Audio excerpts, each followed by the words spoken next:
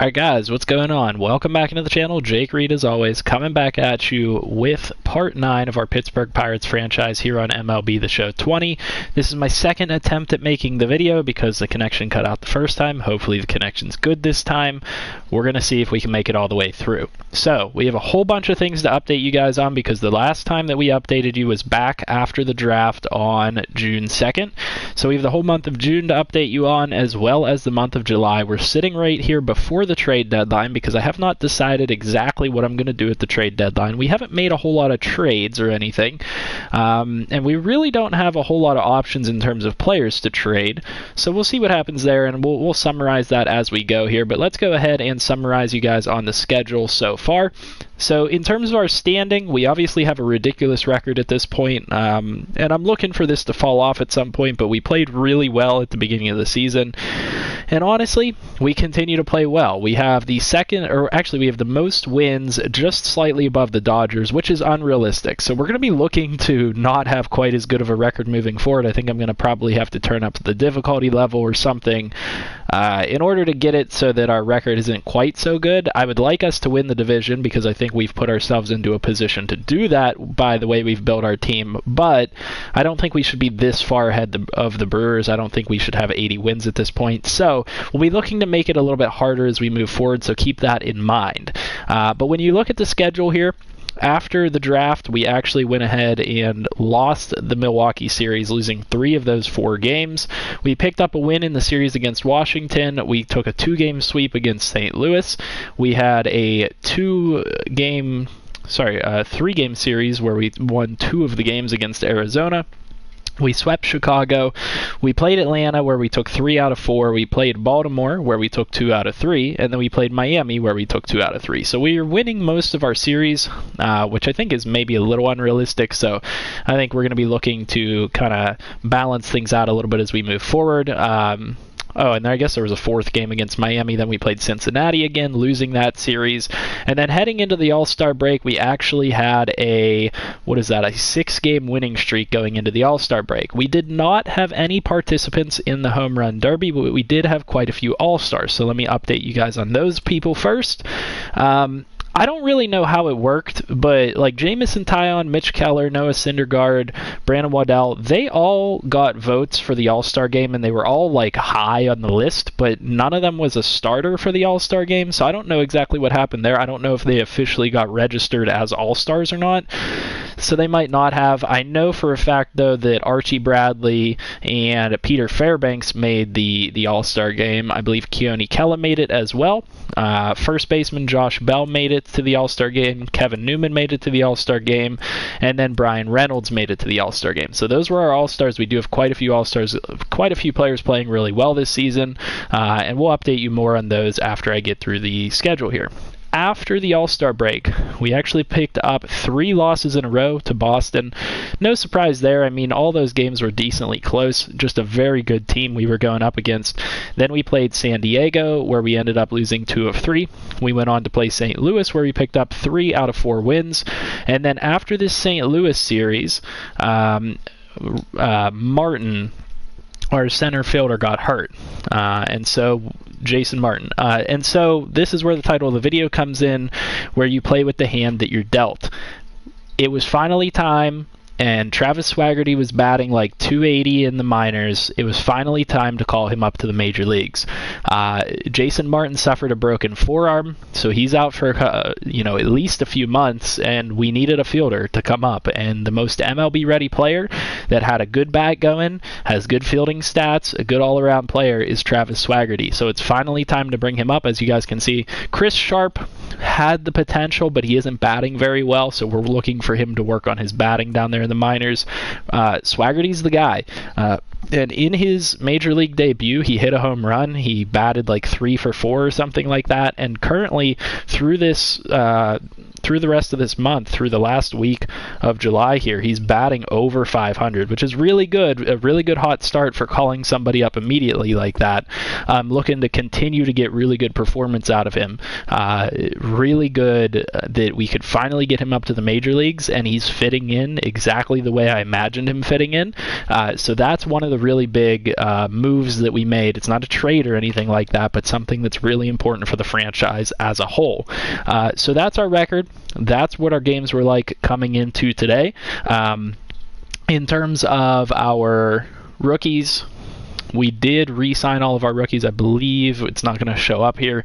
The next thing to talk about is our contract extensions. And I want to talk a little bit about some of the guys that we do have to extend, because there are some important players here. We're going to have to think on some of these things. So Brian Reynolds, we chose to we're going to extend him no matter what, but he's going to want a big contract. So it's going to be a matter of, do we want to offer him this contract now, or do we want to send him to arbitration? I don't really know how I feel about arbitration with him, so I think I might just offer him the contract now and get it out of the way.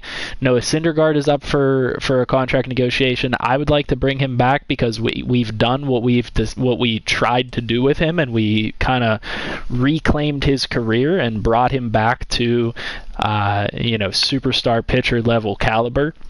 He's doing really well this season at 13-4 with a really good ERA at 2.72. So I think we've accomplished our goal with him, and I'm going to look to hang on to him. Obviously, we're going to hang on to guys like O'Neal Cruz, Peter Fairbanks. We're probably going to renew his contract. I don't know. We'll see what he wants. Domingo Robles, I'm looking to probably trade him eventually. I'm going to want him around for next season, but I'm not going to want him to be the 5-spot pitcher because I do have other guys that are up and ready. Swaggerty will need a contract, and Chris Sharp will need a contract. And then the other move that I wanted to update you guys on that we did pull the trigger on was signing Howie Kendrick. Now, the reason that we signed Howie Kendrick is because we got a couple comments on the previous videos saying it's more unrealistic for him to be sitting out there in free agency than it is for him to be signed to our team as a platoon type of player. So I went ahead and brought him in. Now, this signing hasn't worked for us because if you look at his statistics, his batting average is horrible. For whatever reason, he's only batting 185. We're going to be looking to get more out of him. We paid him $5 million, and we're paying him way too much to have a 185 batting average. So that move has failed for us so far. So we're going to be looking to get better out of him as we move forward. Then we can go ahead and update you guys on the roster, the rotation and stuff a little bit. And that's pretty much where we're at because we didn't make too many other moves. We will look at the roster in terms of players we might want to trade away, but we'll see what we can do here. So in terms of our pitching rotation, Jameson Taillon still doing really well. Keller doing well. Not too much to update you on here. 2.0 ERA out of Taillon, 2.68 out of Keller, 2.72 out of Syndergaard, 3.65 out of Waddell, and 3.09 out of Domingo Robles. Honestly, Waddell and Robles have been a bit of a surprise with how well they've performed. Syndergaard, like I said, we've achieved what we've been trying to achieve with him, which is kind of reclaim his career, kind of bring him back to greatness, and hopefully he can stick around with us for a while. In terms of our bullpen, everybody here has been doing decently well. Keone Kela, he's picked up a couple blown saves here and there, but he does have quite a few saves on the season.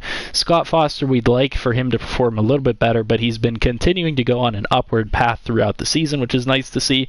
Archie Bradley's performing well, and realistically, so is the rest of the bullpen. So not too much to update you on there.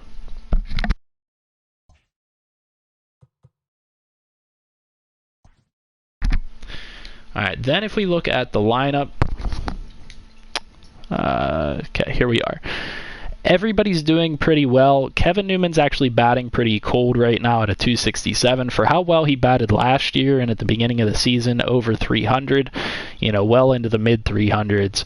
He's in a bit of a slump, which, not the end of the world. I don't mind it too much. We might consider moving him around in the lineup just to get him into a different batting spot to try and heat things up a little bit. Travis Swaggerty, as I had mentioned before, is doing really well.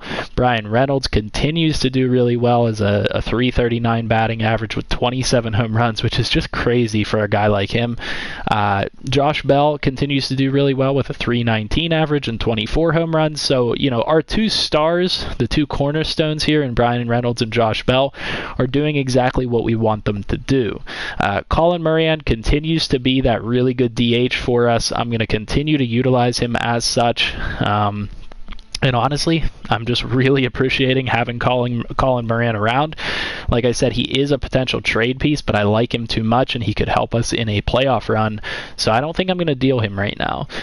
O'Neal Cruz is in a bit of a slump right now, batting .235, but you can tell his power numbers are really coming out. He has hit 20 home runs, which is really nice for him, and we're going to continue to try and improve upon that. JJ Bleday is batting really well and has a decent number of home runs at 18, .287 batting average, so really good stats for him. Brandon Marsh has done really well in center field, so it's not like we absolutely needed Swaggerty up here as a center fielder, because Brandon Marsh is playing so well with a .300 batting average, and he's a really good defender. But you know, we need somebody else to be able to play in the outfield. We couldn't just have only 3 guys up, so we had to bring up Swaggerty because he was the guy at that point. And it kind of goes against some of the things that I stand for, which is, you know, getting these guys playing time, but you know, we got to do what we got to do, and maybe he can play some DH because he's batting so well. We'll see how we can get him playing time and go from there. Dalton Varsho coming in every once in a while to get a start at catcher, you know, performing admirably. I'd like him to do a little bit better, but I don't expect too much out of him at this point. Sean Murphy is actually doing pretty well for me this season for, you know, for what he is. He doesn't have the best bat in the world, but defensively speaking, he's improving quite a bit. You can see he's getting a lot of stat upgrades right now, which is really nice to see. He's got 9 home runs on the season, batting .260. Jorge Mateo has cooled off a little bit from where he was earlier in the season as a platoon player, only batting .240, only has 3 home runs, but I like him as a platoon player. He's a really good pinch runner. He's a decent defensive substitution and a decent bat. So, you know, a guy that we can use pretty much anywhere, a utility type player. Brian Hayes is doing really well. We're going to look to continue to get him playing time, batting .285 with quite a few home runs. And then, as I had mentioned before, Howie Kendrick is performing terribly, only batting .185. So that's a bit of a problem for us. So we're going to try and right the ship with him. Otherwise, that will have been a wasted signing, you know, signing him to this $5 million contract. Luckily, I only signed him to a 1-year, $5 million contract. So, you know, if we need to, we can bail on him, you know, and it wouldn't hurt us too much. So we'll see what happens with that. In terms of the roster, I actually did want to update you on injuries because we've had quite a few of those recently. Prince Hoff got injured with a short, you know, 1 to 2 week injury with some shoulder inflammation. He should be back in, you know, 5 days or so. Jason Martin, as I had said, broke his forearm. He'll be out for a couple months. JJ Matajevic tore his groin. He'll be out for a couple months. Socrates Brito broke his hand. He'll be out for a couple months. Lee Hurd broke his hand, and he was out for quite a while, and it looks like he might finally be coming back in a little bit, which is really nice to see. And then Salvador Escobar, another first baseman, got hurt. He broke his leg, so he's out for 1 to 2 months. So we've had quite a few injuries hit hard, most of these to the minor league roster, so we've had to shuffle some players around. So that's been a bit of a challenge for us, and as you guys will probably see, our single A roster is kind of depleted, which is, you know, that's the point in having the single A rosters, so that you can call these guys up for injury purposes.